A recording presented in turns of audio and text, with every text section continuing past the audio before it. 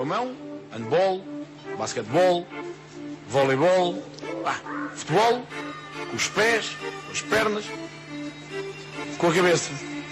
Vamos, Deco vai fazer o golo, atira, golo! Isto é o Sport do Benfica, não é o Paulo de Salónica. Riquelme, solo por él en este gol. Señoras y señores, Riquelme a los 20. Só sou na PlayStation. Na PlayStation eu consigo resolver isto.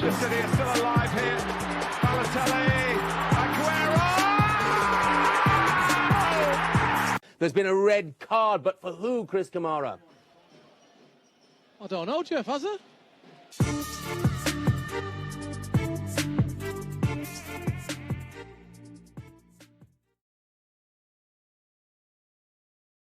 Episódio 25, temporada número 5 do segundo poste. Hoje na moderação Diogo Maia, pela quantidade de disparados que disse a semana passada, obrigaram-me a ser moderador esta semana, portanto estive a rever o episódio e realmente estava cansado. Domingo de manhã estava um bocadinho cansado e faço já aqui algumas meia-culpas que devo fazer durante o episódio, mas fica a nota. Voltamos hoje com os 4. O bando dos 4 está de volta, a mítica série infantil-juvenil portuguesa, numa altura em que também sabemos, a Rita quer fazer este episódio rápido porque hoje é noite eleitoral, quer ir... Mas isto já está despachado à hora que nós estamos a gravar, não é? Pronto, está bem. Mas, ainda só Rita, não ouvi o Seguro e Ventura. Eu estou a cumprir com os pedidos que foram colocados no grupo, portanto... Só que eu achei que fosse mais renhido e que pá, à meia-noite e uma ainda havia... Mas pronto. Sim. No fim de semana em que se estreou a segunda volta, também soube que vai haver uma segunda volta para Presidente da República, portanto fica a nota, fica já também o apelo para votarem, já agora, que é o apelo à cidadania dos nossos colegas portugueses, colegas não, nossos ouvintes, já agora dos meus colegas também vão votar. Pedro Guarda, Pedro Azevedo, Rita da Silva Vieira estão comigo e eu quero começar por Pedro Guarda, que a semana passada não esteve, e quero saber como é que está. Está tudo bem, olha, não ouvi o episódio da semana passada. Pumba. Mas viste os comentários ou não? Muita gente em cima de mim. Também não, sim, vi que tinhas sido rasgado, mas não ouvi, fui deixando de andar, depois chegou a altura e pensei, já não vou ouvir. Mas, e como soube que estiveste em grande forma, também preferi não entrar na onda e não ser mais um a dar-te ódio gratuito. Agradeço. Mas tu estás em alto, nestes últimos episódios estás em alta em relação a isso. É que é no Spotify e é no YouTube. É em todo lado. Mas tu aguentas. Está tudo bem. Um abraço a todos. Continuem a comentar. Já agora faltam neste momento 25 subscritores para o nosso segundo interveniente esta noite, aliás, terceiro. Pedro Azevedo, faltam 25 subscritores para perderes o bigode. O que é que tens a dizer às pessoas? O que é que aconselhas? Não subscrevam o segundo posto, não partilhem com os vossos amigos, não partilhem com as vossas famílias. Eu não quero perder o meu bigode. Não, eu acho que vai ser tranquilo. Olha, vou-me ver sem bigode passado muitos anos, portanto desde 2016 que eu não me vejo sem bigode. Desde a final do Éder, não é? Desde a final do Éder, exatamente, do dia a seguir neste caso. E portanto desde aí que não uso bigode e vou estar para aí 2 semanas assim, ele deve crescer rápido. É trend 2016? Olha, bem visto. Olha, verdade. Já viste, Azevedo? Então pronto, olha, malta, afinal eu retiro o que disse. Afinal, subscrevam e partilhem com mais malta para mais malta subscrever. É isso mesmo. Só dar a nota para quem nos vai ouvir no início. Deixa-me fazer esta pergunta. Eu ia-te fazer uma pergunta. Ok, pergunta. Ia-te perguntar que desculpa é que vais arranjar para justificar o facto de estás assim. Não, para justificar o facto de estás assim. Não, estou doente desde quinta-feira. Ok. Estou doente desde quinta-feira. Ontem estava a trabalhar, depois pensei, já estou bom, portanto posso ir sair à noite e piorei. Rita, alguma opinião sobre este tema? Acho que para alguém que trabalha com a voz em rádio, são sempre atitudes muito sensatas. Buscar. Mas sensatez da parte do Pedro é uma coisa que nós já estamos ou não habituados. Vai buscar. Só enganas quem quer. Eu tenho uma falta de bom senso gritante. Olha, malta, eu só gostava já agora de pedir à malta do Spotify, que nos ouve religiosamente há bastante mais tempo que a malta do YouTube, para continuar a colocar estrelinhas no Spotify. Isso ajuda a malta, partilhem com a vossa malta. E aqui no YouTube também igual. Subscrevam, faltam 25 para o nosso Azevedo perder o seu bigode. Rita da Silva Vieira, vamos começar por ti, vamos diretamente para Guimarães, porque vimos em conjunto semana passada o Vitória vencer a Taça da Liga, uma final histórica, uma vitória histórica, e eu queria te perguntar se a vitória de hoje do Porto, em primeiro lugar, se achas que é uma vitória justa, mas principalmente, até para começarmos com a vitória, porque acho que é meritório pelo fim de semana histórico que tiveram a semana passada, se te parece que esta equipa, Luís Pinto, ganhou uma segunda vida e se conseguiu galvanizar e transportar aquilo que foi o fim de semana para este jogo. Sem dúvida alguma, começando por aí, acho que sim. Pela atitude que se viu hoje do Vitória em campo, e o Vitória hoje, segunda-feira, para quem nos está a ouvir, vai ser recebido na Câmara de Guimarães, precisamente para celebrar a vitória da taça, e eu acho que aquela recepção em Guimarães, que foi completamente estrondosa para aquilo que estamos habituados à realidade portuguesa, e que demonstra também a grandeza do Vitória, acabou por empurrar também a equipa e dar-lhes aqui um boost de confiança que se calhar no início da temporada poucos pensavam que poderia existir. Indo já à tua pergunta mais... que queres que eu diga mais, que se o resultado é justo ou não? Acho que não. Acho que o Vitória merecia um empate. Acho que o empate seria o resultado mais justo. É uma segunda parte de bom nível do Futebol Clube do Porto, mas é uma primeira parte muito boa do Vitória, e é uma primeira parte muito... é um bom jogo de futebol, mas o Vitória entrou muito bem no jogo, conseguiu capitalizar bem aquilo que tinha sido o bom jogo que faz na final, os dois bons jogos que faz na Final Four em Leiria, e consegue trazer isso para Guimarães. Depois acho que o jogo acaba por se prender com detalhes. São duas equipas muito galvanizadoras do jogo em si, muito aguerridas, mas que acaba por mudar aqui um erro flagrante do tal Marcães, dois erros se quisermos, porque acaba depois por ser expulso, e por muita ousadia, já posso ir lá mais longe, mas muita ousadia do Farioli. Eu gosto de um treinador que não tem medo de meter um miúdo de 17 anos que chegou há 5 dias ao clube. E também gosto de ver como o Pietruszewski entrou e bem em Guimarães, que não é um estádio fácil de se entrar, muito hostil, um jogador polaco que às vezes, lá na Polónia os jogos também são muito acesos, mas temos esta mania que o pessoal que não é os sul-americanos não vivem o futebol com esta garra. E quem viu hoje o Oscar Pietruszewski a entrar, a celebrar o penalti como celebra, a pegar na bola e ir para cima, a arrancar a expulsão ao tal Marcães, é um jogador que obviamente vem acrescentar ao Porto, pelo menos dos primeiros indicadores que dá. E o Farioli percebeu isso e não teve medo de o colocar. Portanto, acho que a ousadia do Farioli, não estou a dizer que o Porto ganha o jogo por causa do Pietruszewski, acho que o Porto ganha o jogo porque o Farioli realmente do banco soube tentar mexer com o jogo. Mas é um jogo que o Vitória merecia levar daqui o ponto, sem dúvida alguma. Pedro Azevedo, pegando nisto, consideras se o resultado é justo ou não? Essa é a minha primeira pergunta. Para os três, vai ser para os três, portanto Pedro Guarda pode ir já ir preparando. E a segunda, achas que Farioli foi assim tão... qual é que foi a expressão que a Rita usou? Ousado. Achas que foi assim tão ousado? Ou achas que é um momento propício para isso, onde há menos pressão? Porque há uma vantagem, apesar de tudo, ainda considerável.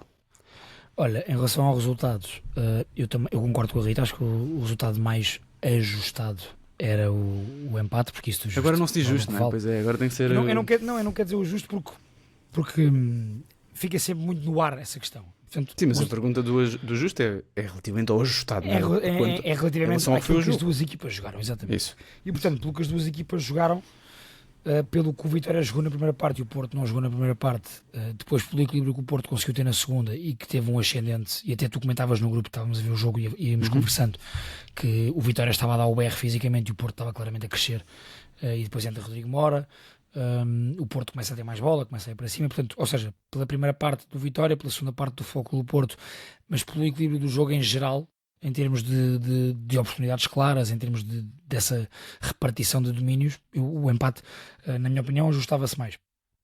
Em relação à questão do Farioli arrojado, não na forma como substitui, ou seja, ele faz muita troca por troca, mas sim no lançamento do miúdo, que Rita diz lá o nome outra vez, que é para eu dizer bem, por favor. Pietruszewski. Mas arrojado no lançamento do Pietruszewski, porque é um miúdo de 17 anos que vem da Polónia, chegou esta semana à equipa, o Farioli demonstrou personalidade a meter o miúdo, e o miúdo demonstrou personalidade na forma como entrou no jogo e como viveu o jogo. Mas na forma como substituiu, não, porque foi troca por troca. E está tudo bem com isso, troca por troca com jogadores de características diferentes, portanto, correu bem para Farioli. A substituição que correu melhor para Farioli foi a Telmar Canjo, do outro lado, portanto. Deixo esta provocaçãozinha para vocês. É verdade, Telmar Canjo que não fez propriamente uma grande final contra o Braga e hoje também não entrou muito bem. É um jogador que parece um bocadinho oscilante, apesar de tudo parece-me que continua a ser, do ponto de vista individual, o melhor jogador do plantel, mas realmente tem acho que é por isso também que se calhar não vai dar o salto. A ver, vamos. Pedro Guarda, resultado justo, ponto de primeiro lugar. Em segundo lugar, o campeonato está decidido, depois de hoje. E em terceiro lugar, o que é que se passa com Samu, que nem nos fins de semana em que o Soares e o Pavlidis não marcam, ele não nos ajuda. Olha, sobre o resultado não há grande coisa a dizer. A Rita e o Azevedo já disseram, concordo inteiramente. O Vitória faz uma boa primeira parte e acho que faz uma boa segunda parte também. O Diogo Costa faz uma grande defesa. Podia ter mudado ali o rumo do jogo. É daquelas defesas que garantem pontos e campeonatos. É mesmo uma grande defesa. Quem não viu que vá ver é uma coisa incrível. Guarda, é uma defesa que a maioria dos guarda-redes sofre o golo naquele lance porque tenta defender com a mão e ele muito bem defende com o pé. Sim, o Diogo Costa é muito bom. Eu estou a ouvir que não sei se vocês também estão só... Não, está tudo bem. Boa. O Diogo Costa é muito bom e nestes momentos não falha, principalmente no Porto. Eu até lá no grupo disse, na seleção às vezes a coisa não corre tão bem, principalmente nas saídas, mas no Porto é um esteio e pronto, o resultado para mim é injusto. O empate estava-se melhor, mas o Porto não verga. O Porto ganha estes jogos que noutras épocas mais recentes não ganhava. E sim, o campeonato está fechado. Para mim o campeonato está fechado. Isso é nestes jogos que a coisa se vê que está fechada. Porque hoje o Porto empatando deixava ali 8 pontos para o Benfica, que já não conta. E quantos para o Sporting? 5 para o Sporting, com um jogo daqui a 2 semanas ou no próximo mês, não sei quantas jornadas faltam, mas falta pouco dia tempo. 8 o jogo, o clássico, dia 8 de fevereiro. Falta menos Ainda de um não se mês. sabe. É não nesse ser fim de dia semana. 8. Pronto. Pode não ser o dia 8 por causa das eleições. Sim. Certo. Não, é dia 9. É dia 9. Só falta eles acertarem, né? Só falta eles acertarem. Isso já Pois, foi dizem que público. vão marcar para a segunda, sim. Para a mas segunda. Acho que ainda não está fechado. Espetáculo, excelente vai decisão da mostrar. Liga. Não, porque Vem-nos tramar. Pois não joga, não Fazer há um dia de Europa reflexão? já aí, nessa altura já não há Europa. Fazia um sábado. Não, mas acho que vai. E acho que as notícias que saíram cá para fora é que os clubes não se vão opor a isso, a ser segunda, e nós estamos tramados, ainda assim. Mas pronto, isso decidimos depois. Bem visto. Em relação ao jogo e ao campeonato mais propriamente dito, acho que está fechado. O empate hoje podia abrir aqui qualquer coisa, sendo que o Sporting depois podia fazer uma gracinha no Dragão e abrir ainda mais a coisa. Sendo assim, acho que está tudo muito inclinado para o Porto.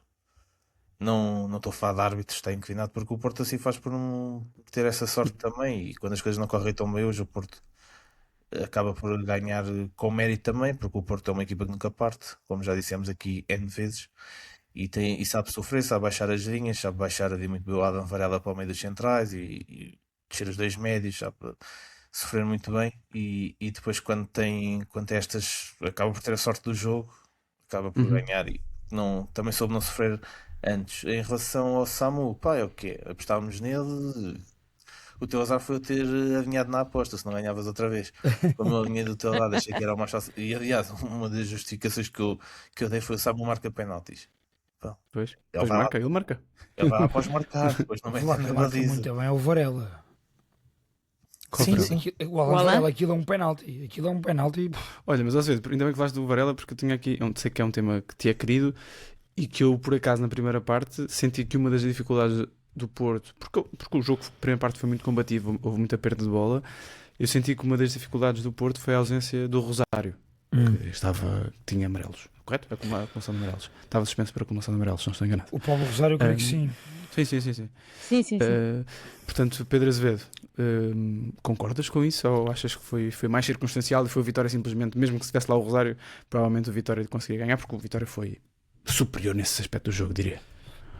Eu acho que o Rosário neste momento está melhor. No entanto, até acho que o Alan Varela faz um belo jogo hoje em Guimarães. Foi mais circunstancial e foi mais mérito do Vitória, porque o Vitória estava, acima de tudo, estava muito ativo no jogo, muito reativo, a ganhar as segundas bolas, as divididas, mas estava muito bem posicionado no campo. Pareceu-te mais o Porto enquanto sistema e equipa mais surpreendido do que propriamente ser uma coisa mais de um jogador ou dois jogadores. Isso, mais do que a questão Rosário Varela, foi mais o Porto que não estava à espera daquela entrada forte do Vitória, e uma entrada que não foi só a entrada, que durou, portanto, meia hora do Vitória. Sim, mas eu diria que o Vitória, apesar do Porto, acho que acaba a primeira parte com mais bola e até com algumas oportunidades.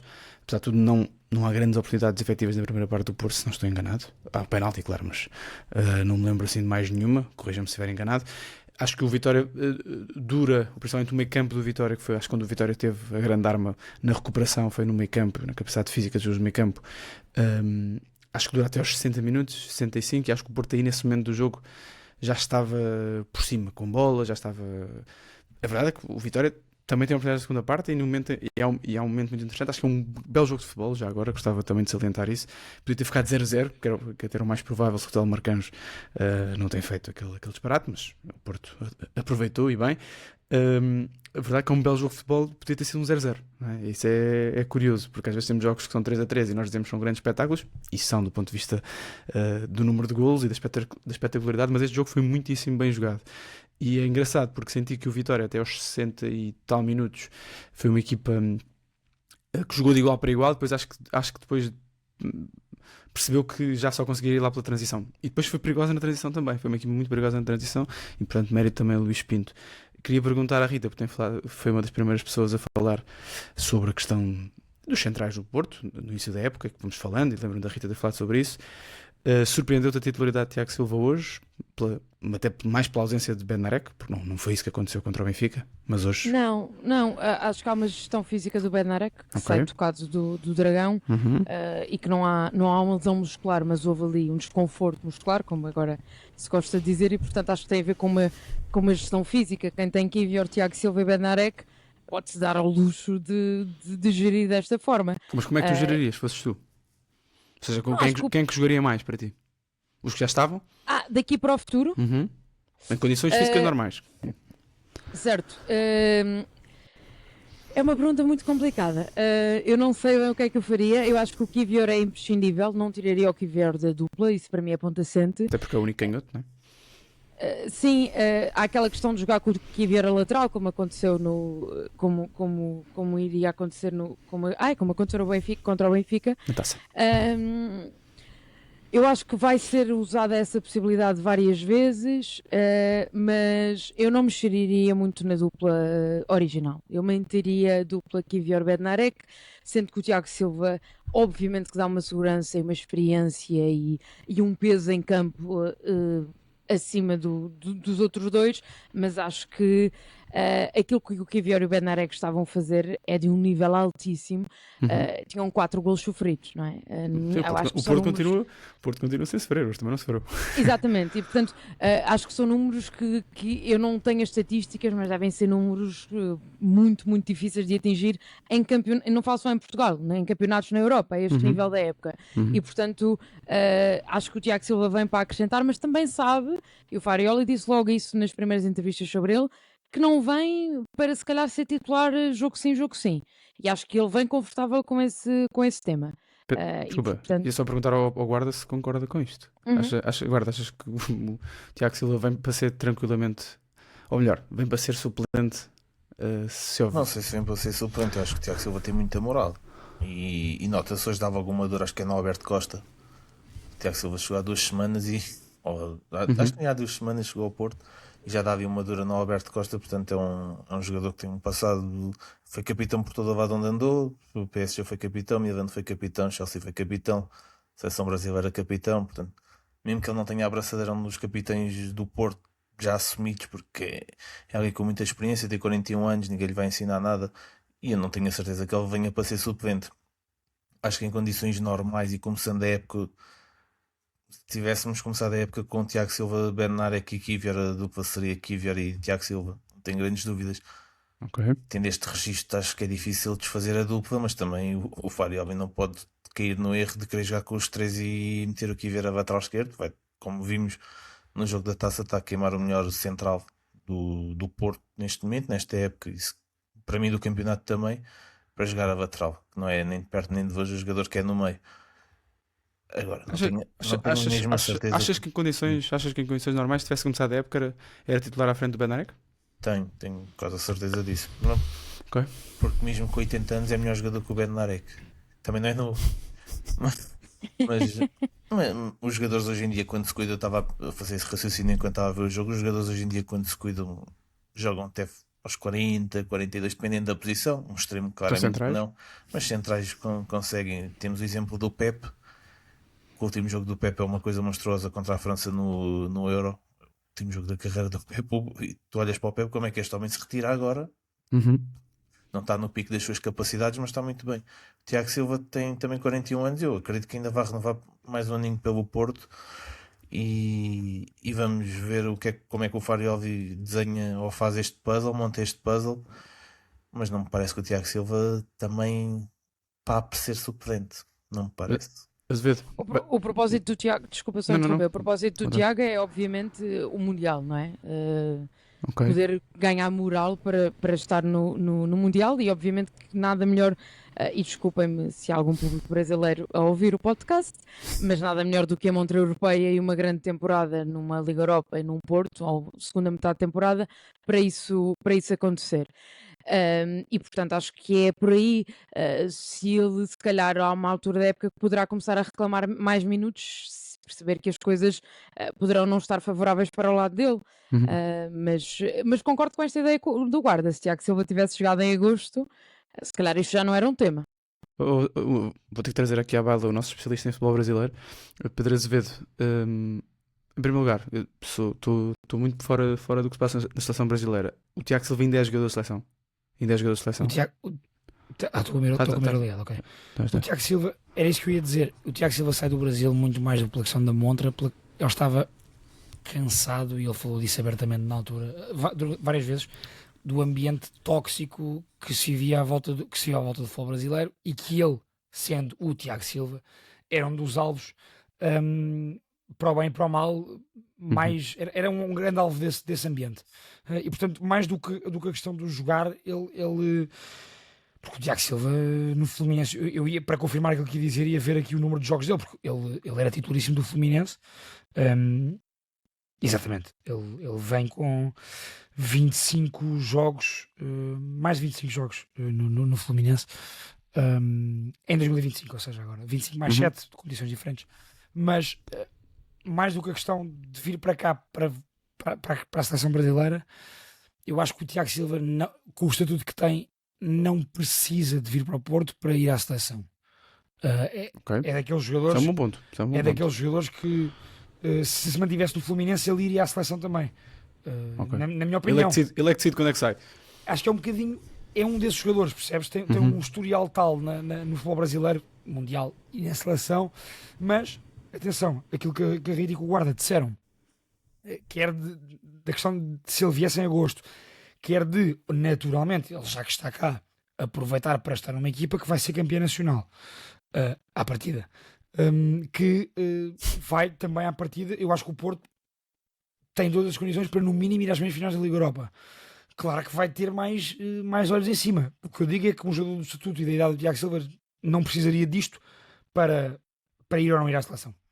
E se tivesse de escolher, pegando naquilo que o guarda e na Rita disseram, se tivesse de escolher entre dois centrais, quais é que escolherias? Dos três, o central que eu mais gosto é o Tiago Silva, o central que está melhor é o Kivior, a melhor dupla é Bednarek e Kivior. Portanto, eram os polacos. Eu mantinha a dupla polaca.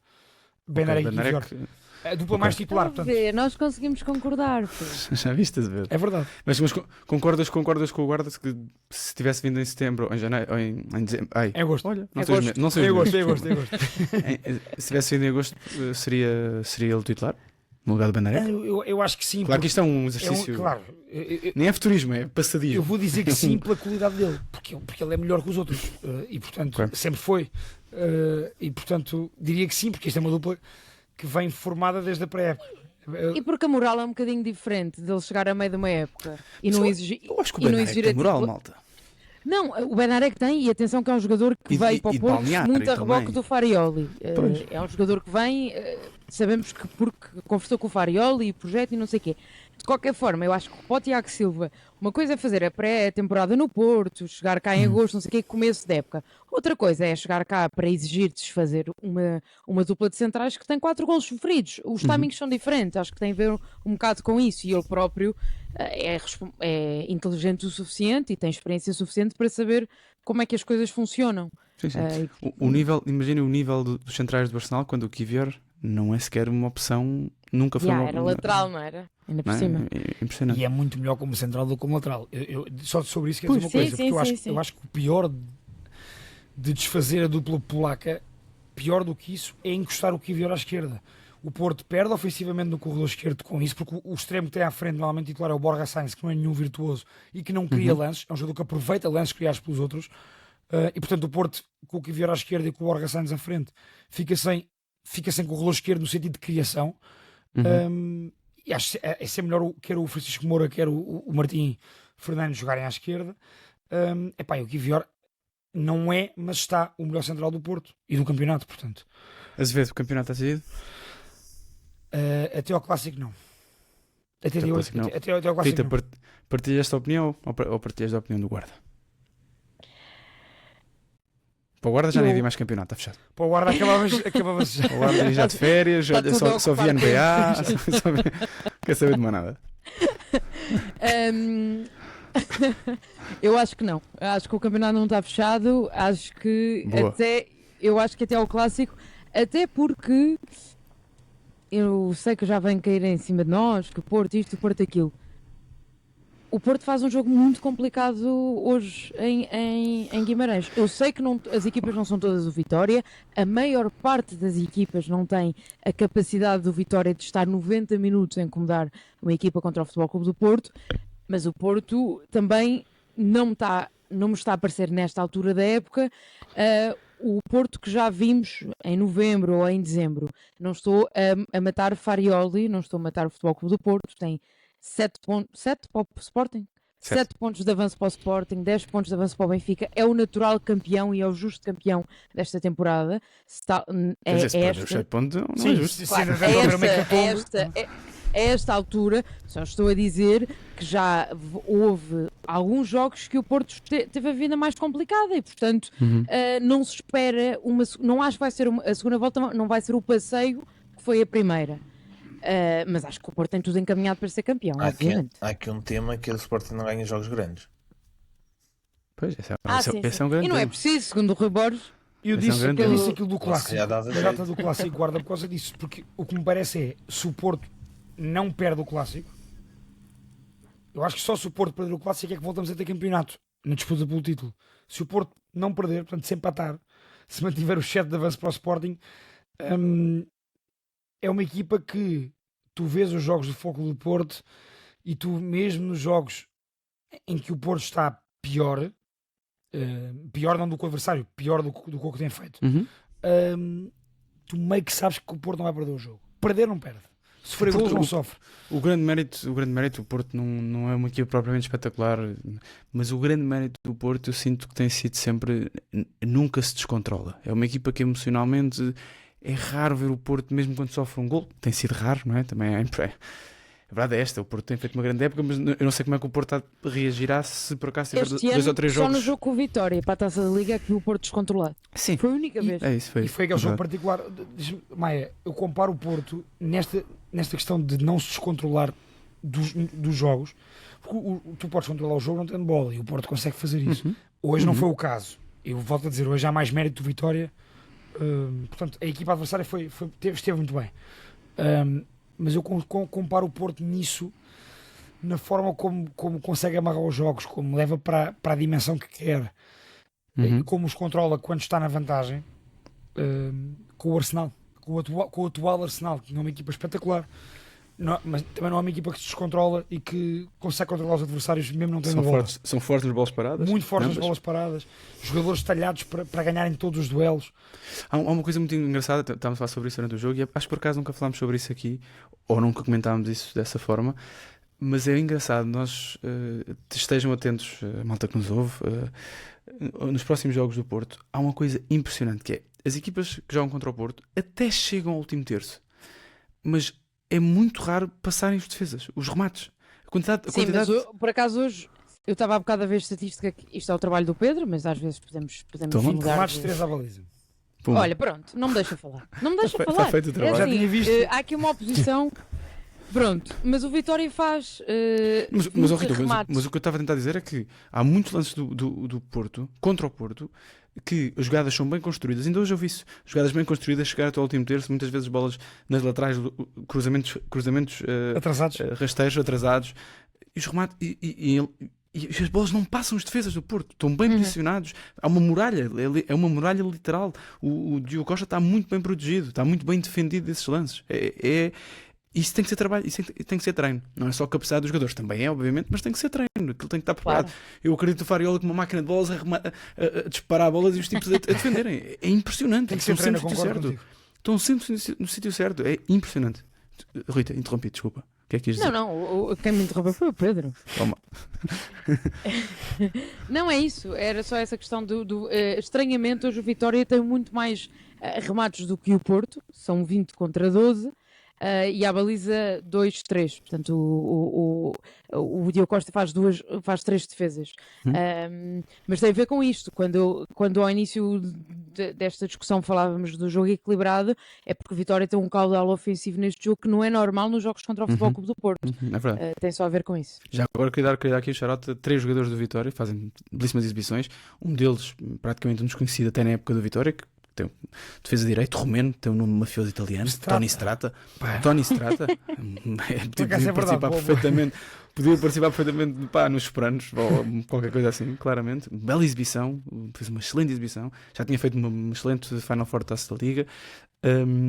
E os dois extremos, acho que são 2 jogadores de outro nível para o campeonato, o Camará e o Saviolo. Acho que são 2 jogadores, já falámos aqui várias vezes de Saviolo, se não estou enganado. O Camará não tem jogado tanto, não jogou tanto, agora tem jogado mais. É um jogador claramente decisivo. E o momento muito bonito da saída do Ndói, o estádio quase veio abaixo, um agradecimento em direto pela vitória, muito, muito, muito bonito, um grande ambiente olha, não lembro o nome, do Afonso Henriques. Peço desculpa. Portanto, foi um. Olha, volto a dizer, até para se calhar terminar o tema. Grande jogo de futebol, ou seja, um bom jogo de futebol, muito, muito vivo, os dois lados fortes, as claques a apoiarem muito, assim dá gosto. Mesmo só tendo um gol de penalti. O Strata e o Mukendi, pá. Grande jogo também, é verdade, o Benny, não grande é? jogo. Grande jogo do Benny. Ele fez lembrar o jogo do Kobe Mino ontem no derby de Manchester. Okay. Com as vidas distâncias. Okay. Mas o Benny, que eu acho que não me lembro de ver um jogo dele assim desde o tempo do Casa Pia, em que ele, quando está no Casa Pia, nesses 6 meses de Casa Pia, que eu acho que ele não faz mais do que isso, eu acho que ele só fez esses 6 meses. Eu também acho que só fez 6 meses. É que ele fez aquilo que fez hoje. E eu desde que eu vi no Vitória, que eu senti a falta de uma exibição destas. E hoje voltou a provar porque é que o Vitória foi contratar. Grande exibição que faz. Maia, eu há bocado não me atravessei na pergunta que tu me fizeste sobre se eu sabia se o Tiago Silva estava a ser convocado ou não para a seleção brasileira. Rodeei ali a questão sem responder diretamente a isso, porque tinha a sensação que não, mas não queria incorrer em erro. E, portanto fui confirmar. Ele não é convocado desde o Mundial do Qatar, o Tiago Silva. E há aqui uma informação que é: ele já teve declarações públicas a dizer que não se aposentou, portanto que está disponível para a seleção. E o Ancelotti também já falou sobre o assunto, e diz que o Tiago Silva, obviamente que se tiver um bom desempenho ao nível de clubes, e isto ele falou, ainda estava o Tiago Silva no Fluminense, que obviamente que é um dos jogadores de alto nível com quem ele conta, portanto. Ok. Boa. Muito bem, antes de irmos ao mito ou facto, Pedro Guarda, só deixar o apelo à malta aí nos comentários. Então, se acham que o campeonato está ou não está fechado, ou se só estará fechado após o Clássico, e também qual é que será a dupla de centrais, se fossem vocês a escolher, que dupla de centrais é que escolheriam até ao final do ano. Pedro Guarda, mito ou facto, que aparentemente vai gerar polémica. Diz-te nas ruas. Às vezes uma pessoa traz uma coisa que acha que não gera polémica e gera. É verdade. Ao contrário. Se o campeonato está fechado, eu não sei se está fechado, mas o Vilas Boas parece ter o campeonato fechado. Já renovou com o Farioli. E esta situação de renovações antes de tempo já trouxe a geneira noutros clubes. Como nós bem sabemos, até de exemplos recentes, não é preciso ir mais longe, do Schmidt, por exemplo. Portanto, a pergunta que eu trago é, ou melhor, a afirmação que eu faço, é: a renovação de Farioli foi precipitada. Mito ou facto? É mito, é mito. E é mito, posso responder primeiro? Já respondi. É mito, poste. até porque eu acho. Futebol tem estas coisas, o futebol é momento. Bom, descansa em paz, belo programa. Estamos sempre aí buscá-los. É verdade. Sempre aí buscar.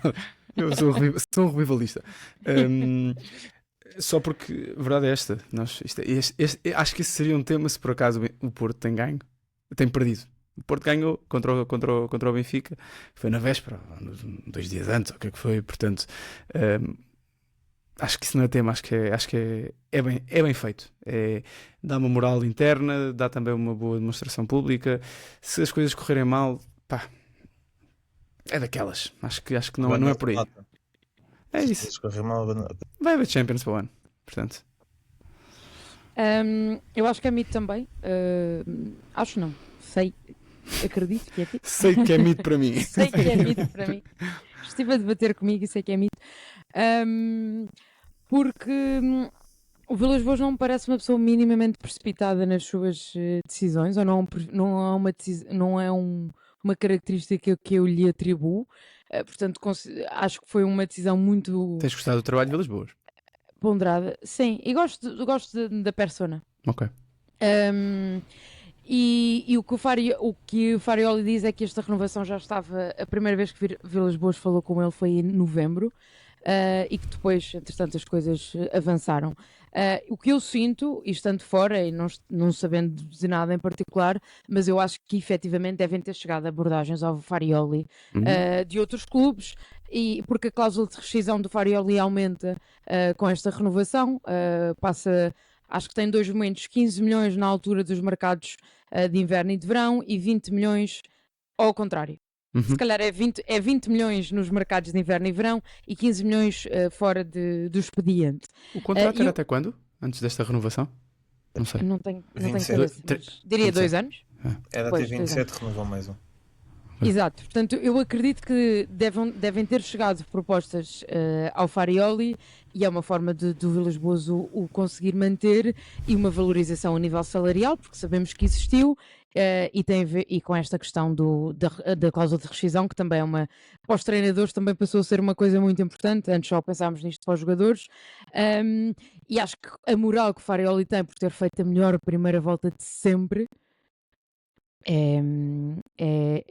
é convidativa à renovação, mas claro que não me deixou de passar pela cabeça, e acho que comentei, se não foi com vocês, foi lá na redação, que isto obviamente dá ares de Roger Schmidt, até porque o Schmidt renovou precisamente antes de um clássico o Porto, mas acho que as situações são bastante diferentes. Olha, para mim também é mito. Eu acho que eu sou favorável por princípio a projetos de médio prazo e portanto acho que é sempre bom demonstrações públicas de confiança de um clube no seu treinador, e acho que isso não é por isso que o trabalho vai correr pior ou melhor. Desenganem-se as pessoas, nós somos todos muito supersticiosos com as coisas, e portanto quando há um exemplo mau lembramos todos do exemplo contra ti falas, não é? Contra mim falo que sou super supersticioso. Quando há um exemplo mau e o exemplo de Schmidt nem sequer é mau na própria época, é só depois. Portanto, nessa época ele acaba por ser campeão na mesma e ainda termina bem a época. Quando há um exemplo mau nós lembramos. Porquê? Porque é em muitos exemplos bons. A maioria dos clubes que renovam com os seus treinadores a meio da época reforçam a confiança, o projeto fica mais forte e portanto parece-me que Vilas Boas, se tem a confiança de Farioli, eu fui confirmar, o guarda tinha toda a razão, o contrato era só até 2027, só, entre aspas, e portanto fez muito bem em renovar, porque também protege o clube assim, porque renovou, isso corre mal, mas isso corre bem, já como sabemos, e eu acho que vai correr bem. Eu só acho que o Farioli não é protegido para os tubarões que quiserem buscar Farioli, percebes? E portanto, Sim, do ponto de vista que... financeiro e sim, do ponto de vista de gestão do clube, desta demonstração pública para fora, ele é nosso, está connosco e é nele que nós acreditamos para o nosso projeto. Quem quiser ficar buscá-lo tem que largar a nota, vamos renovar com ele, temos confiança, este é o projeto do Porto e está assumido. Eu acho, pegando até no exemplo daquilo que até foi a Rita que trouxe esse tema para a mesa, eu acho que é mais o Porto a precaver-se, porque me parece que o Farioli não quer ficar no Porto mais do que 2 anos. Eu até ia dizer que acho que se o Farioli é campeão e ganha a Liga Europa, o trabalho está feito. É lá. Sim, vai o quê? Vai o quê? Tem se Champions o para Farioli jogar, ganha. não sei. Eu ia dizer isso, ele não deu provas na Champions enquanto treinador. É muito novo. É Champions para jogar, não é? Mas hoje em dia, Sim, a mas forma como se chega um contrata os United, jogadores. chega uma coisa dessas, ele vai embora. Sim, é isso que eu quero Claro, dizer. óbvio, claro que sim, mas a mim parece-me que a questão do projeto a médio e longo prazo, não sei se ele é treinador para isso, por acaso. Mas para 2 Também anos, não para sei. 2 anos é. Não, também não Sim, sei. para 2 épocas é. 2 é o anos já é contrato dele. médio, não é curto. No futebol, Sim, atualmente já é médio, sim. Pedro Guarda, faltas tu. Não, olha, para mim, e não é para ir contra vocês, mas é facto. Eu não renovava com o Farioli agora. Não está em causa o trabalho que ele está a fazer. Que está à vista de toda a gente. Mas por princípio sou contra estas renovações, porque quer dizer, o homem tem contrato de mais 2 anos, chegou há 5 meses, não, mas há 8, 9. Acho que é cedo para renovar, até porque apesar de não estar para aí virada a coisa, mas ainda podia dar para o torto, e quando dá para o torto, como tivemos o exemplo do Schmidt há pouco tempo, que é o exemplo que temos mais presente, depois a coisa complica-se para rescindir, largas mais dinheiro, os treinadores acabam por dificultar um bocadinho. Eu acho que uma renovação nesta altura do campeonato não afasta o interesse de quem quer que seja, porque os clubes com mais dinheiro sabem que chegam aqui e levam o Farioli, porque os projetos desportivos ou os modelos competitivos ou os quadros competitivos, os campeonatos onde estão inseridos, são mais aviciantes do campeonato português, apesar de nós gostarmos muito do campeonato português. O jogo de hoje é um exemplo de um excelente jogo de campeonato português, que podia ter ficado 0-0, que continuava a ser um excelente jogo, e como não há muitos na Europa, atenção, o futebol português é bom, e hoje o jogo de hoje é mesmo muito bom. Só que se chega cá uma equipa da Premier League ou mesmo da própria Liga Espanhola, ou mesmo do campeonato italiano, e o homem é italiano, uma equipa a sério, leva a Farioli, seja com ele renovado, seja não renovado. uma Eu Juve. acredito mesmo nisso, portanto percebo o interesse em dizer que é bem nosso, quase aumentou, mas eu acho que isto é mais porque chegaram propostas ao Farioli e vamos dar aqui mais 10, 20 mil, 30 mil por mês, e se calhar ele esquece aquela proposta que chegou. Mas para mim é facto que foi precipitado, apesar de achar que o Vilas Boas é bastante calculista no que faz, e é melhor presidente do que o Rui Costa, que se calhar foi mais levado na chitada quando foi a questão do Schmidt. Isto em termos comparativos, porque é o exemplo que temos mais presente. Sim. O Sporting também renovou com o Amorim, mas não foi quando ia em primeiro, por exemplo. Não. Muito bem, fica para os comentários. O mito ou facto. A semana passada foi o mito ou facto, não foi completamente destornado. O Benfica claramente está a fazer uma época pior que a de Sporting. Rita da Silva Vieira, falando aqui do ainda bicampeão nacional. Isso foi uma meia-culpa muito assim de fugida. Isso é uma grande ponto, só que não me deixaste terminar. Foi uma grande ponto. Desculpa. Mas pronto, fica o ainda bicampeão nacional. Eu pergunto diretamente, porque sei que fazes parte do não sei se não é membro honorário do clube de fãs Daniel Bragança. Ficaste mais feliz com o regresso de Daniel Bragança ou com o regresso de Catamo? O que é que te deixou mais feliz? O regresso de Daniel Bragança. Nem sei como é que Quem é que eu fui perguntar o Daniel Bragança hoje. Quem é que eu fui Por acaso não perguntar? tenho, mas se me quiserem enviar o meu, eu aceito. Olha, Fica o rap. Olha, está aí o se, número eu 8. ouvir, se alguém ouvir a conhecer o Dani Bragança e me quiser mandar uma camisola, Está aí o se alguém número 8. quiser mandar uma camisola, Rita, anda lá, está aí o número 8, do Sporting ou não? está. E eu disse-o há 3 ou 4 episódios. Não sabia que ia ser Até acho que foi a mais, por acaso. Não sabia que ia ser um regresso tão Visionário. Vitorioso. Não, mas Visionária. não, mas eu acho que o Sporting precisa de um jogador como o Daniel Bragança. Vamos ver como é que ele regressa, obviamente, de lesão. É muito tempo. Rui Borges diz que ele voltou fisicamente mais forte, mais capacitado e mais experiente. E até acredito por já ser uma recaída, não é recaída da lesão, Recorrência. Exatamente, obrigada. Deve ter havido mais alguma calma neste regresso, até porque ele esteve. Mas 11 meses é muita fruta. Fez um jogo pela equipa B e tudo recentemente. Mas acho que, ou seja, aquilo que o movimento que o Daniel Bragança faz no golo, o sítio onde aparece e tudo mais, parece-me que é exemplificativo daquilo que o Sporting precisava numa altura em que muito se fala do futuro do meio campo do Sporting. Em relação ao Jenny Catamo, é um jogador que temos todos um bocadinho de tendência em desvalorizar. Todos eu incluo-me um bocadinho. O Pedro já está a dizer que não, porque eu sei que ele gosta muito dele. Mas acho que é um jogador que vai... Não, eu também gosto, mas acho que é um jogador que vai passando um bocadinho os pingos da chuva no meio de outros nomes sonantes que o Sporting foi tendo ao longo dos anos. Mas é um jogador muito cínico. Não precisa de ter muitos holofotes, apesar de carregar a 10 sem grande pressão, mas não precisa ter muitos holofotes para fazer estragos num jogo. É verdade. E sejam jogos grandes, sejam jogos mais complicados. O jogo não estava nada fácil para o Sporting.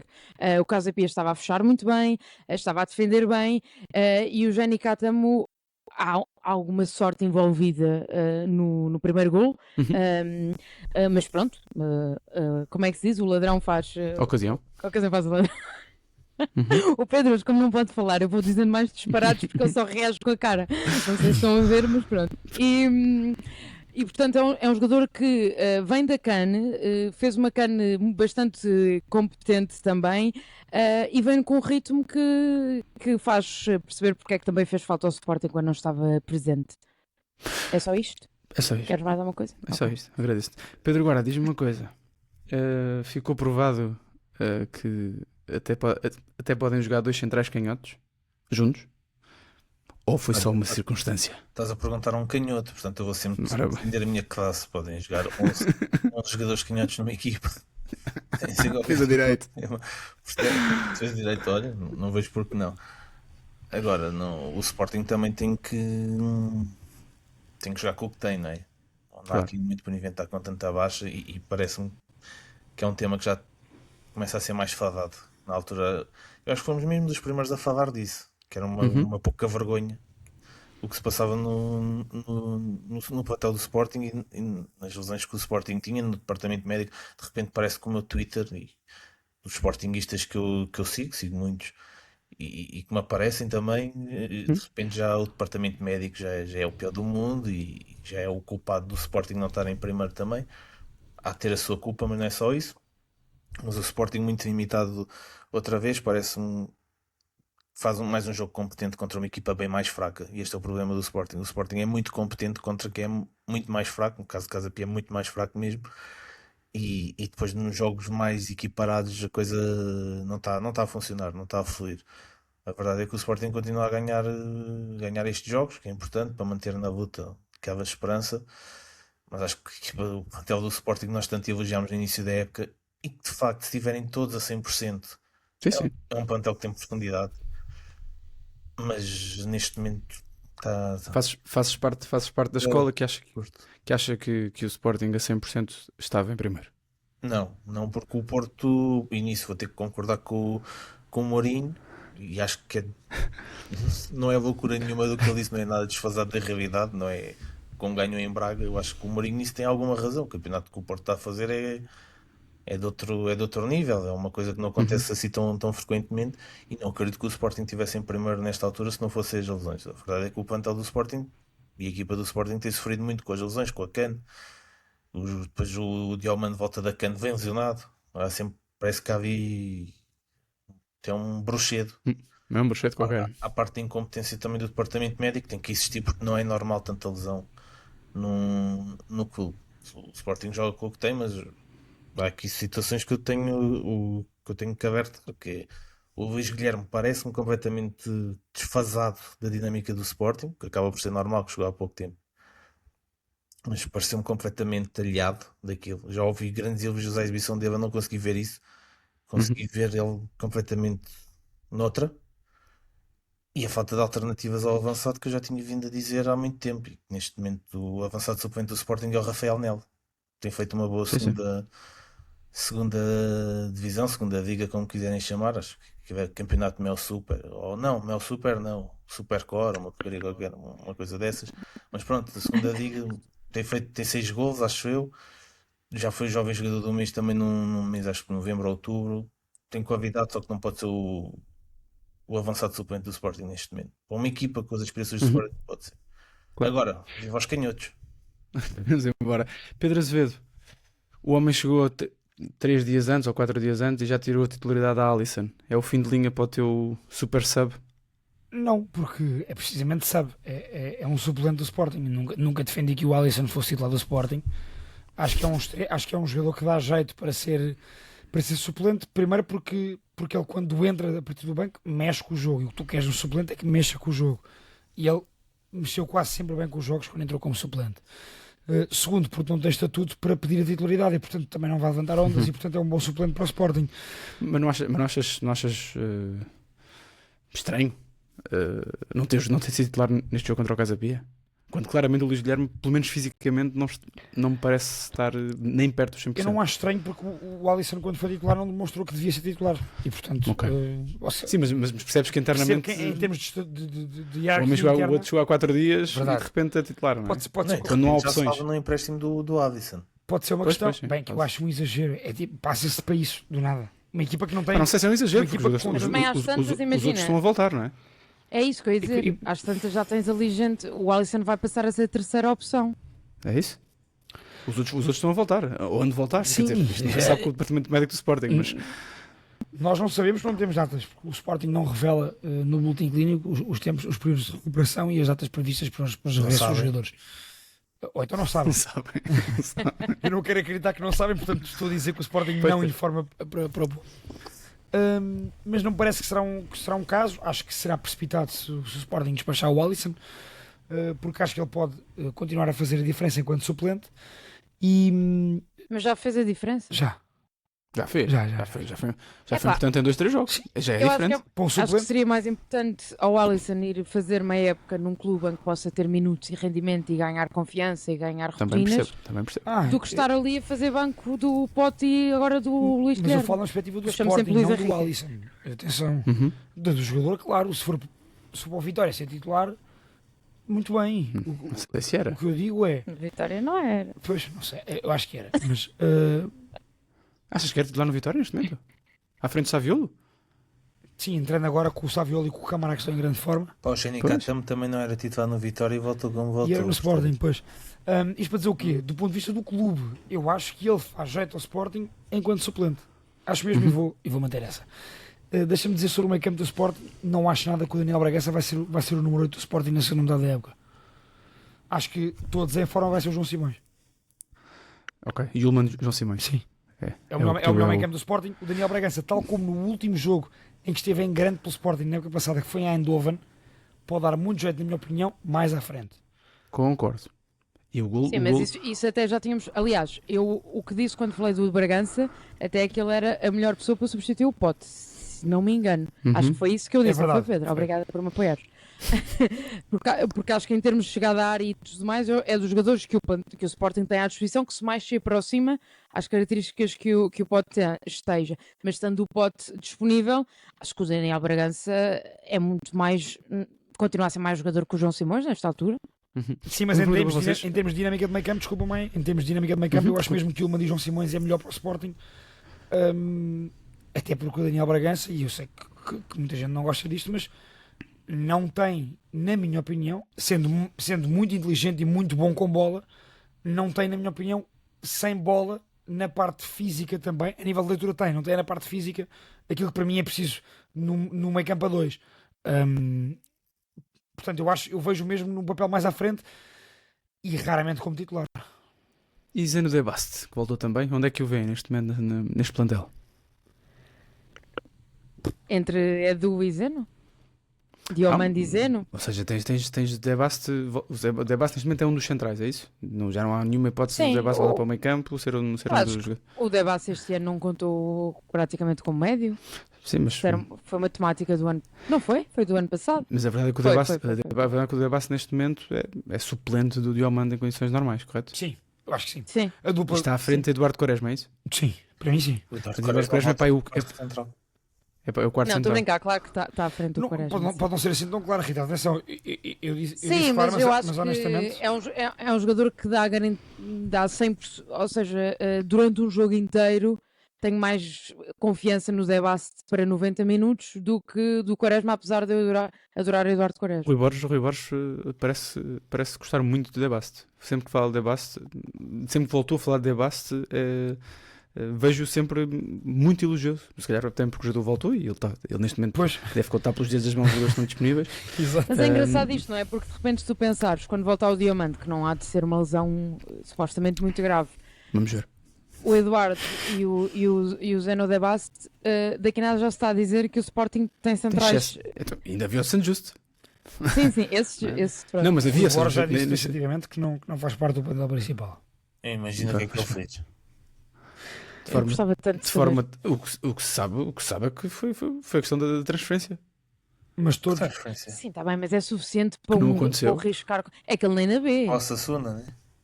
Sim. Estás a pagar salário a um Deve ser jogador agora, deve que ser não. agora. Eu já vi que era por causa das lesões, mas quer dizer, se fosse por isso, metade do plantel do Sporting estava na B. sim. Isso é todos- Ninguém jogava. Eu acho que é de água. Olha, pelo não, quando vou lá ao cochete, não bebo água da torneira. O que Pedro pode ser Azevedo, Diz, daquilo? Maia. Satisfeito com o regresso de Álvaro Pacheco à Primeira Liga? Sim. Acho que é um bom treinador. Entra para a categoria de José Marreco. Entra. É um dos candidatos. E é uma das coisas pelas quais eu gosto que o Álvaro Pacheco esteja na Primeira Liga. Uma, porque é um bom treinador, ponto assente. Ele estava a fazer um grande trabalho no Vitória quando sai para o Vasco da Gama na altura.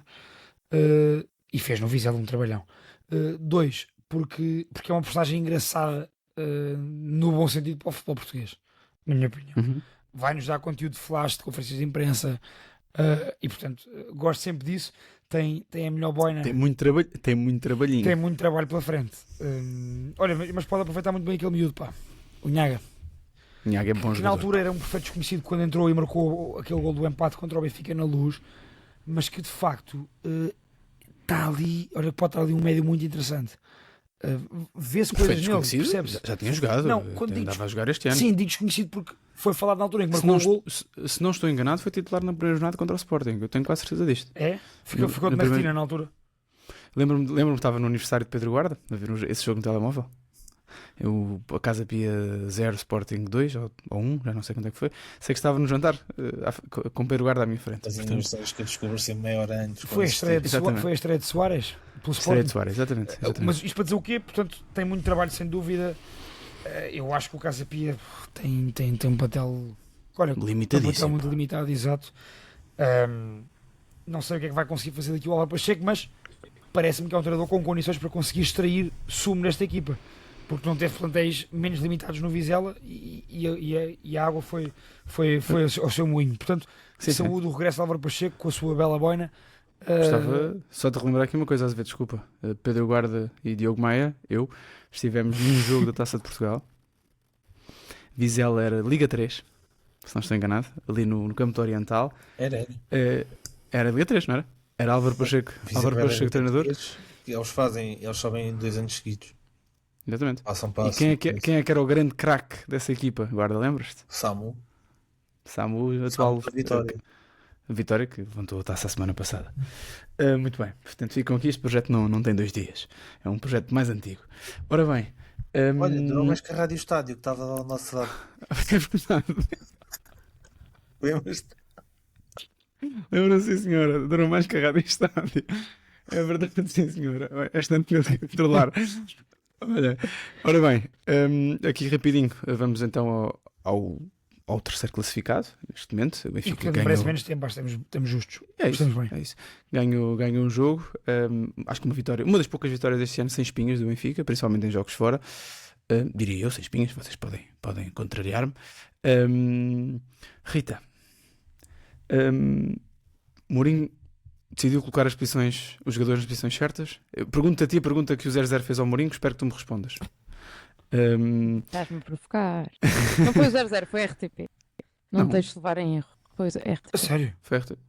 Mas o 0-0 partiu como tendo sido o 0-0. Não, o 0-0 partilhou a resposta. Ok. O tweet que tu viste é alguém dizer a pergunta do 0-0. Oh, Rita, mas é o fact-checking está aqui para ser feito pela jornalista Muito de bem. serviço, não é? Muito bem. Isto... Então pronto, e a pergunta foi mais ou menos Mr. Mourinho. Neste caso, Mr. Rita, quando os jogadores jogam nas posições certas, as coisas costumam correr melhor, não é?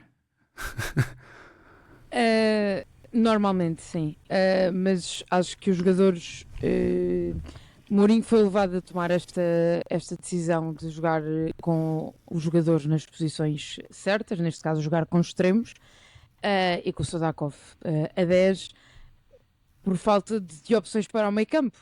Mourinho é um jogador, já foi, é um treinador que sabemos que tem sempre, ou tem agora abordagens mais conservadoras, e assim tem gostado de ser, que o Benfica é assim que tem pautado esta sua vida no Benfica, e a questão é que nesta altura Richard Rios não conta, Enzo não conta, mas não sabemos que não conta.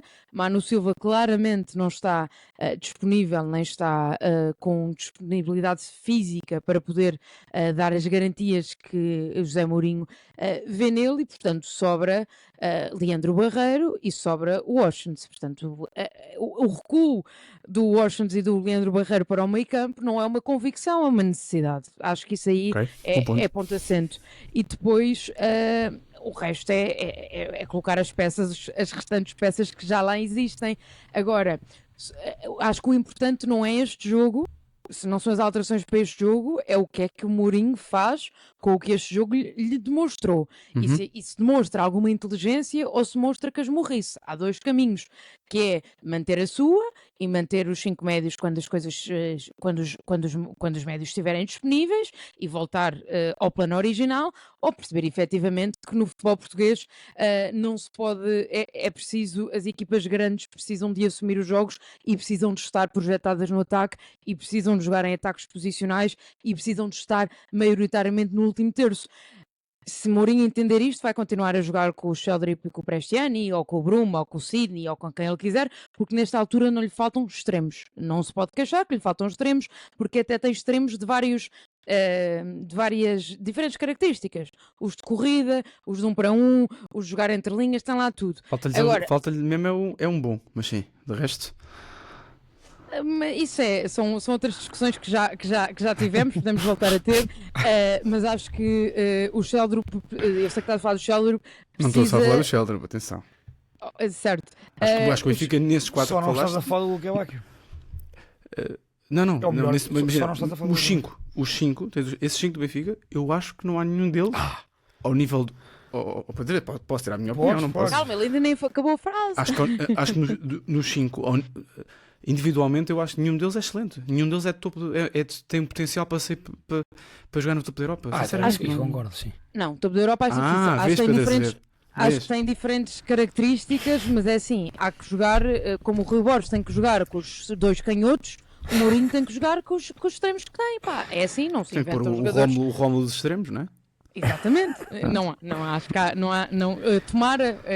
tomara não. Sim, tomara o Rui Borges ter opções nesse sentido. Portanto, acho que é simples o caminho a tomar. Acho que é isso que vai ditar o futuro nem falo da temporada desportiva a nível de resultados, o futuro da relação do Benfica com os adeptos é a escolha que o Mourinho vai querer ter para esta equipa. A meu ver, e acho que aos olhos de toda a gente é uma escolha fácil de tomar, mas Mourinho surpreende-nos sempre. Pedro Guarda, achas que é só uma questão de necessidade? Ou seja, isto aconteceu porque não havia mais opções, e quando essas opções voltarem, o que é que Mourinho fará? O Mourinho está louco para que volte o Luque Bacchio, está louco para ter um extremo como o Bruma, que já o levou para o banco, tendo o rapaz ritmo nenhum. Ele gosta é disso. O Mourinho gosta é disso. Portanto, acho que foi um caso de necessidade. Porque ele disse que quando mete o Sudakov na esquerda é precisamente para o Sudakov ir para o meio. Ele disse isto. Do pouco que apanhei, confesso que não tive muita paciência para ouvir conferência de imprensa ontem, mas apanhei isso, que ele quando mete o Sudakov na esquerda é precisamente para o Sudakov procurar as zonas interiores e ir para a zona onde se sente mais confortável. Então mete o homem na zona onde ele efetivamente se sente mais confortável logo. E acho que ele efetivamente, ele está farto de dizer que a manta é curta e joga com o que tem. Não há Richard Rios, não há Enzo, que é um meio campo titular em tese. Jogou com Austin e com o Barreiro mais na posição dele, sem ser a número 10. E depois os extremos, concordo inteiramente contigo. Não vejo nenhum daqueles extremos com potencial para ser topo. Agora, a primeira parte do Benfica... Estão todos longe do Kenda, todos longe do Trincão. Acho eu, na minha opinião. Imagina, eu não conhecia este miúdo do Porto. O Pedaco que entrou, o Oscar, o apelido só a Rita é que sabe dizer. Exatamente, a Rita tem familiarizado o nome. Mas, eu vi o Bednarek chamar-lhe Oscar. Oscar, e eu, pronto, é o Oscar, ficou Oscar. Pronto, não vou tentar. Mas era o que eu estava a dizer, eu vejo aquele miúdo jogar há 5 dias e mostrou, não há vontade, sem medo, ir para cima, que eu, por exemplo, não vejo o Sheldrup com isso. Não, questão de confiança, que eu acredito que individualmente, em termos de qualidade, não ando hoje, ou que o Sheldrup neste momento seja mais jogador, obviamente, mas Não vejo isso no Choro, ou no próprio Prestiani, que é daqueles casos, parece que os adeptos do Benfica gostam muito, um bocado de forma inexplicável, porque é que mostrou até hoje no Benfica o Prestiani. Pouca coisa. Portanto, eu acho que o Mourinho mete o que tem para meter. A manta não é muito longa e o que já está mal aproveitado, claramente. Acho que a função do Mourinho não é só bater nos jogadores e no plantel, que afinal o plantel não era tão bom que aquilo era um mind games. Acho que o Mourinho sabia o plantel que tinha no Benfica quando decidiu aceitar o desafio e tinha que meter os jogadores a render mais. Posto isto, a primeira parte do Benfica é mesmo muito boa. Também não podemos fugir disso. Boa.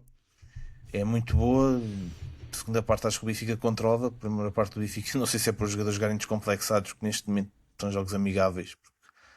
O Benfica não vai descer para quarto, dificilmente vai subir para segundo, a não sei que haja assim. Dificilmente há 3 pontos, caramba. Guarda. Sim, o Benfica vai ganhar os jogos todos e o Sporting. Não, mas está pouco. Tá bem. Não é? É a única coisa que o Benfica depende de si próprio. É, Pronto. Certo, mas Já agora. mas tu achas que é Não- muito não é difícil, não certo? acredito. Não é que este ano isso significa grande coisa. Quando o Benfica Não depende de si acredito próprio, normalmente corre nessa mal. possibilidade, mas o Benfica acaba. Eu acho que a exibição acaba por ser boa porque os jogadores acho que entram descomplexados. Ok.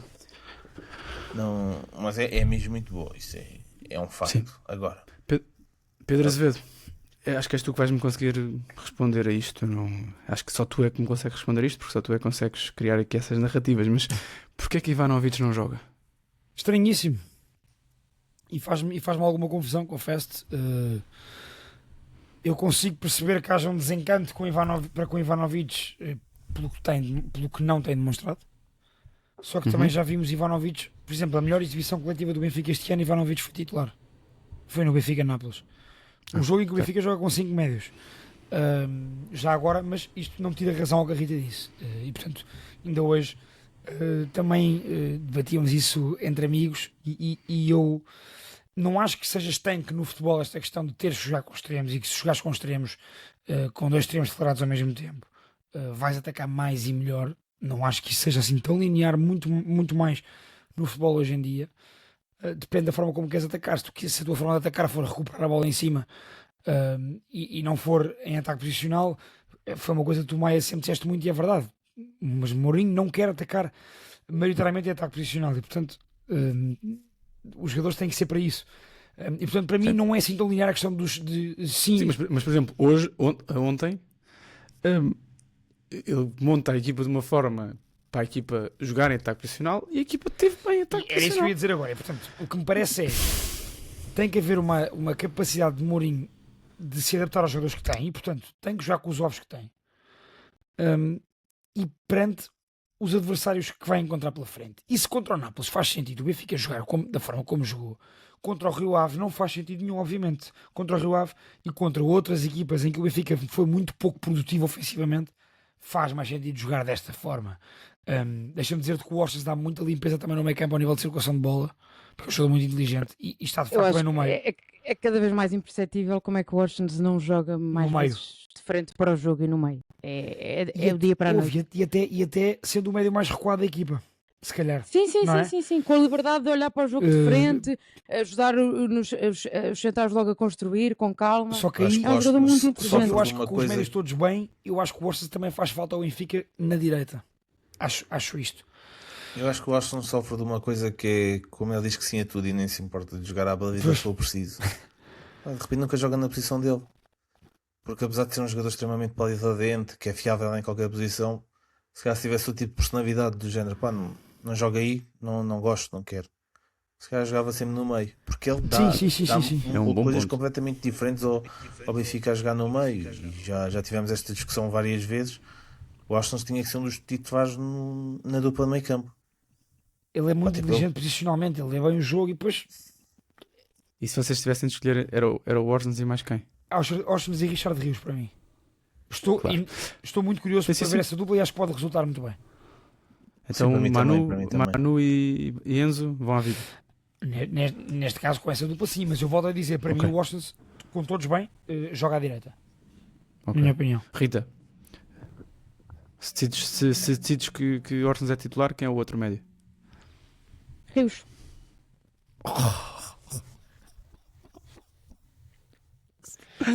Ok. Ok. Gostava de ver, não sei se alguma vez sequer jogou, não jogou, pois não, Pedro? Oceans e Rios, gostava de ver o que é que acontece. Pedro Querem Guarda. meio campos estruturados, físicos e com poder. Acho que Rios é o defensor, o guardião, Coitado do e o Oceans. Oceans é o cérebro. Muito bem. Pedro Guarda, se tivesse de escolher meio campo. Eu já disse quando o Zé estava a falar, para mim também era o Richard Rios.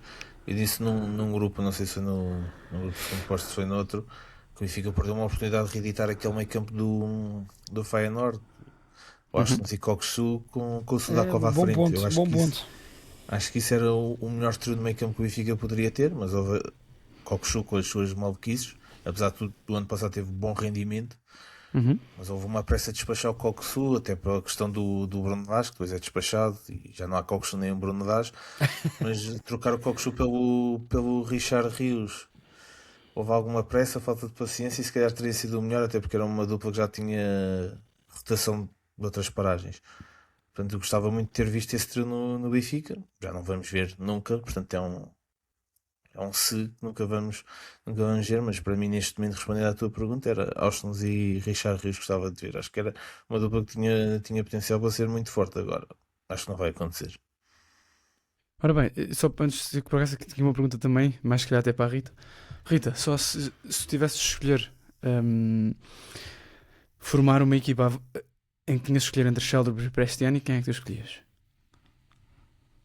Tinha os dois Tinhas de em escolher, simultâneo. não, tinhas de escolher um para ser, ou seja, tinha de entrar um e sair outro. Só podias jogar um deles. Prestiani. Ok. Boa. Tu hoje me surpreendes. O Maia manda-me ver. O quê? Hoje só me Só- surpreendes. Eu sou assim, sou uma cabeça volátil, Richard Rios mas, titular, Prestiani à mas frente, consigo Sheldon. justificar todas as minhas opiniões. É uma mais-valia que eu tenho. Eu já Não Ah, digo coisas acho que para o ar. Não, esta foi A para ti, ó, pergunta, mãe. a pergunta foi para a Rita, não foi para o Azevedo. Não, eu não ia responder à da Rita. Ah, ok. Acho que o Sheldon é um jogador que tem ainda tem tempo, ou seja, precisa ainda de crescer em alguma ousadia em campo. Acho que é um jogador muito macio às vezes. Ele próprio acho que gostava de não ser tanto. Acho que às vezes tem ali uns lives de tentativas, mas aquilo não lhe está no ADN, é o que é. Mas acho que é um jogador que na definição, neste momento é o melhor extremo que o Benfica tem na definição. Ouvi o João Nuno Coelho. É o João Nuno Coelho Costa. João Nuno Coelho é da TSF. Isso. Eu troco-os todos. Apareceu-me um clipe do João Nuno Costa no Twitter a falar sobre o Sheldrup. Eu concordo com tudo aquilo que ele disse ali. Acho que é mesmo aquilo. Se quiserem vão ouvir, mas tem a ver com a necessidade do Sheldrup. Aquilo que eu já tinha dito aqui numa discussão com o Maia, que é a necessidade do Sheldrup ter que jogar em ataque posicional e não naquelas cavalgadas para sempre, porque aí nunca será o jogador que ele poderá ser e nunca se potenciará, mas acho que ainda tem muito para progredir. No imediato, um jogador que entra e faz diferença, irreverente, que mexe com o jogo, que vai para cima, que não tem medo de arriscar, é o Prestiani, não é? Acho que toda a gente o vê. Se às vezes remata 27 vezes quando pode passar às vezes ao lado, sim, mas tem 19 anos. Prefiro um jogador que remate 27 vezes a um jogador que nunca remata a baliza. Pronto, é isso. E é assim, isto o pessoal fala do Prestiani, de ser assim tudo intempestuoso e tudo mais. Ele nasceu na Argentina, não é? Este pessoal aos 12 já está a aprender o que é que são mergulhos para a área e como é que se trama o E o que é que custa a adversário. vida, exato. E, portanto, tipo, Pedro Guarda, o que é que queres dizer? Não, e dizer que mandas-me ver a NBA e sacas uma pergunta dessa que é claramente americana, que é qual é a É escala que americana. constróis a equipa à volta. É verdade, sim senhora. Olha, só queria dar aqui queria só abrir aqui um prémio, que acho que podemos chamá-lo prémio Sotiris Silaidopoulos, que é o prémio Tranquilidade. Todos os anos temos que ter o prémio, temos o Tosé Marreco, o prémio Tosé Marreco, e temos de ter o prémio Sotiris Silaidopoulos, que é impressionante. O homem não lhe passa nada. Achas O que homem ele ganha, sobre as perde. eleições está tudo bem? Ele nem sabe. Ele nem está muito preocupado. O que importa é que ele durma bem, que amanhã acorde bem. Está tudo tranquilo. E como o Rio Ave não vai descer de divisão, ele também tem o teu lugar garantido para o ano. Portanto, está tudo tranquilo. Ora bem. Grande treinador, sim senhor. Muito engraçado. Regressa às competições europeias. Se calhar fica para a semana. E podemos comentar a Liga dos Campeões e a Liga Europa. Para a semana volta a Liga Europa também. Esta semana sim, Sim, o Porto Champions joga Champions aqui. League Europa. Esta semana Porto e volta. o Braga. Muito bem. Pronto, então, mas estamos aqui com 1h15, tenho ali que cortar umas coisas por causa do nosso Pedro que saiu e entrou, portanto, estamos bem. Queria só perceber se têm, que destaques têm, nacionais e internacionais. Pedro Azevedo. Queres começar tu? Eu tenho internacional, sim. Então bora, Não avança. posso fugir da carne e do quão estranho, bizarro foi esta final. Foi a final, já agora, Senegal-Marrocos, Marrocos equipa da casa, final em Rabat, Senegal ganhou. Eram as duas seleções à partida para esta CAN favoritas. São, na minha opinião, os dois melhores plantéis. Fui acompanhando a CAN tanto quanto possível, e são duas seleções, até comentei isto com vocês no grupo e vocês não deixam mentir, na minha opinião, para o Campeonato do Mundo. Marrocos já não é surpresa nenhuma, porque já demonstrou ao mundo inteiro o que fez no Mundial do Qatar, mas neste momento tem muito melhor equipa do que tinha no Mundial do Qatar. Marrocos tem mais talento e a equipa está ainda mais organizada, o país está com mais condições, a Federação proporcionou outro tipo de condições à seleção marroquina. Portanto, parece-me que Marrocos e Senegal são duas seleções que, por exemplo, comparando com as sul-americanas, eu só não as ponho à frente da Argentina e Brasil. Inclusive, ponho no patamar da Colômbia, que é uma belíssima seleção, mas claramente à frente do Uruguai e das outras. E, portanto, são duas seleções que, num Mundial que já vai ter 16 aves de final, eu acho que o Senegal vai discutir no seu grupo com a Noruega quem passa atrás da França, e pode um desses dois ser melhor. E acho que no grupo de Marrocos vai discutir com o Brasil o primeiro lugar do seu grupo. Portanto, é neste patamar que eu estou a colocar Senegal e Marrocos, em termos de qualidade individual e da qualidade do trabalho das seleções, mas da organização coletiva mesmo. Portanto, são duas seleções que para mim me enchem as medidas. E portanto, a final era muito aguardada e o jogo foi muito bom. O jogo em si, até haver a polémica no final do jogo, o que é que aconteceu? Resumidamente, houve uma ameaça de abandono por parte da equipa do Senegal, que foi travada pelo Sadio Mané, que foi avisado. Primeiro, ele não queria mesmo, mas depois a equipa foi toda embora para o balneário e ele é avisado pelos responsáveis, quer de Marrocos, quer não é da CAN, que eu quero dizer, mas da Confederação Africana, que aquilo teria consequências. Eu não sei quais, deduzo que financeiras e desportivas muitas, e portanto o Sadio Mané consegue trazer a equipa de volta. E porquê é que a equipa saiu? Porque nesse instante há um penalti assinalado a favor de Marrocos, um penalti que eu tenho esta opinião: numa final marcares um penalti daqueles, tens de ter mesmo 100% de certeza. Aquilo é no último minuto, aquilo é muito pouco penalti, e é muito pouco penalti quando uns minutos antes o Senegal marca um gol limpo que o VAR validaria se o árbitro anulasse, mas o árbitro nem sequer, ou seja, o árbitro não anulou o gol, o árbitro apita antes da bola entrar na baliza de Marrocos, o que é uma coisa completamente surreal. E portanto, isto vem adensar-se a jogos em que Marrocos não é que tenha sido levado ao colo no sentido de lances escandalosos, não acho mesmo, e volto a dizer, é a melhor seleção, a par do Senegal. Foi praticamente superior a todos os adversários, mas na dúvida o campo inclinava um bocadinho para a equipa da casa, para Marrocos. E nesta final, nos últimos minutos, caramba, um árbitro a apitar antes da bola entrar, portanto o VAR não pôde intervir, e logo a seguir marca um penalti, assinala um penalti que para mim não é, mas se aquilo for penalti, são aqueles tais de agarrões que têm que ser todos. Numa final, aquilo levantou muita polémica. O que acontece? A equipa do Senegal volta ao penalti. Justiça poética. Brahim Dias falha um Panenka e que também é uma loucura. E Mandi ficou no meio, portanto ficou à espera daquele Panenka, e depois o Senegal marca com um grande gol do Pape, que foi um dos destaques da competição. O Pape é médio do Villarreal e da seleção senegalesa, que é um grande médio. Vejam os jogos dele, 26 anos, do Villarreal, que está a fazer uma grande época na La Liga. E portanto, olha, foram duas grandes equipas, na minha opinião, duas equipas que estão super patamar africano, que estão claramente à frente da maioria das equipas sul-americanas e de muitas equipas europeias, na minha opinião, e que vão fazer grandes mundiais. O Senegal com uma tarefa mais complicada, mas foi uma final caricata, bizarra, numa CAN que em termos futebolísticos também demonstrou a evolução que o futebol africano está a ter, ao nível dos jogadores e também de treinadores e das suas organizações. Ótimo. Rita, algum destaque? Sim, o meu destaque rapidamente é o surreal de que foi o jogo do Tondela com o Braga. Comentei com vocês no grupo, mas foi um jogo que eu vi. Acho que o Tondela já deu muitos tiros nos pés esta temporada para um clube que está a tentar lutar pela manutenção. Lembro-me do jogo frente ao Nacional, que é um adversário direto do Tondela, também completamente desastroso, com erros infantis e de faltas de capacidade de ter alguma clareza naquilo que a equipa quer. Hoje, para quem não viu, o Hugo Félix falha um penalti a 3 minutos do fim, num jogo em que o Braga volta a fazer um jogo muito mal conseguido, muito complicado o jogo para o Braga. O Hugo Félix falha o penalti e 3 minutos depois, já em tempo de compensação, quando o que o Tondela tem de fazer é manter a cabeça fria, fechar e agarrar-se àquele ponto com unhas e dentes, porque está a tirar os pontos a uma equipa do top 5, há um desastre e um erro flagrante do defesa e faz um penalti que dá a vitória ao Braga. Acho que equipas com esta falta de profissionalismo nos pormenores são equipas que estão claramente destinadas a descer e que precisam de crescer mais um bocadinho na segunda liga para depois voltar ao clube dos maiores. Portanto, o AVS, o Tondela vai se juntar ao AVS, é isso? Acho que sim. E por culpa própria, sim. Pedro Guarda, alguma nota? Olha, eu tinha aqui duas, mas só vou dar uma que é essa ganhada que se passa no Real Madrid. Não vou alongar muito. Não perde uma. Calma. Não perde uma. Não perde uma. Não, eu vou elogiar até. Calma. Apesar de tudo, o Real Madrid está a um ponto do Barcelona. Apesar desta salganhada. É verdade.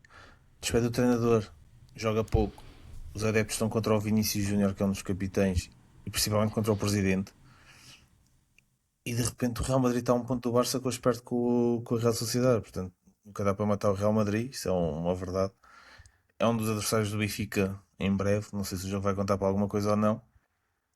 Não sei se vai Os adversários do Benfica perderam ambos. Os adversários do Benfica na Champions perderam ambos este fim de É semana. verdade. Os Juventus perdeu com o Cagliari também. Os Juventus perdeu. Os Juventus perdeu com o Cagliari. O Real Madrid ganhou, o Barcelona que perdeu. Peço desculpa, tens razão. Pois o Madrid ganhou. Não, mas a situação do Real Madrid não é nada famosa.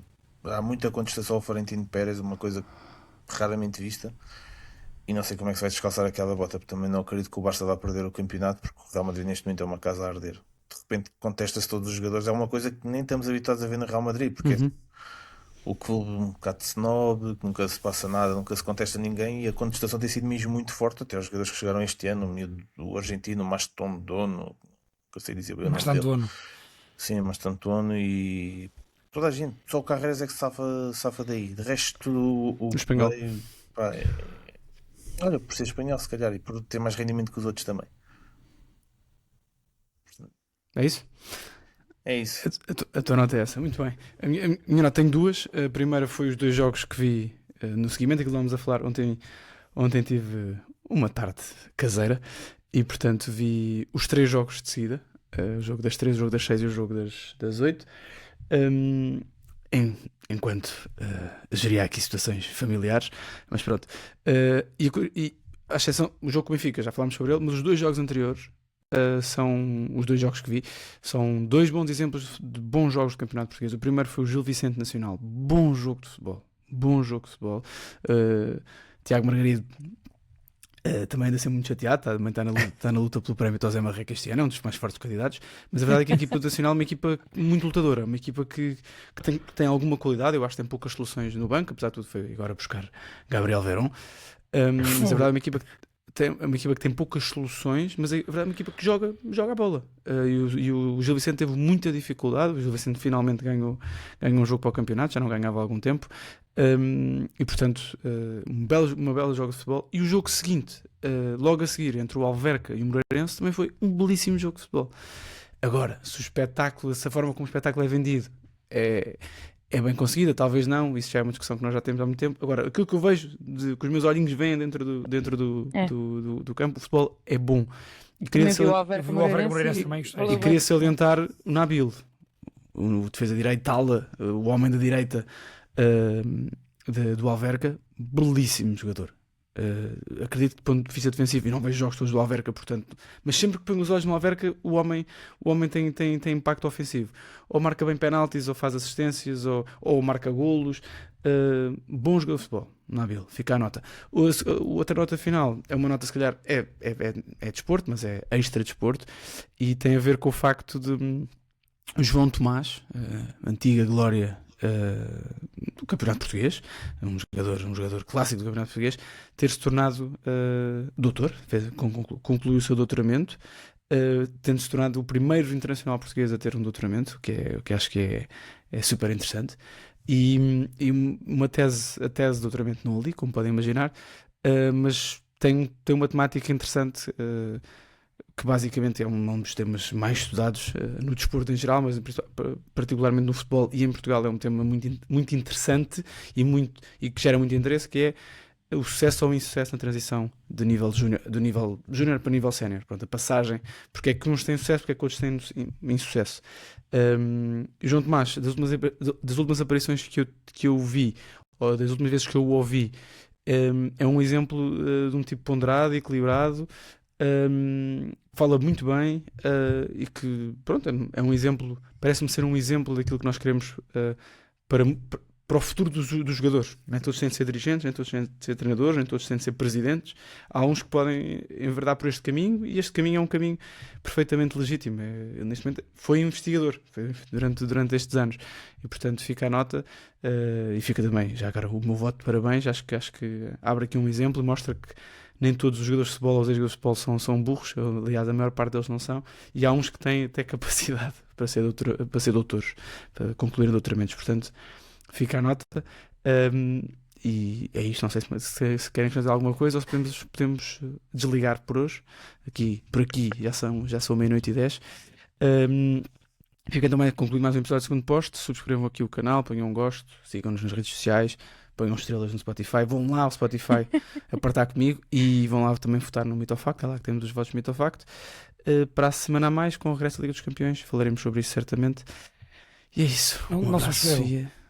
Obrigado. Faltam 25. Faltam 25. Um abraço.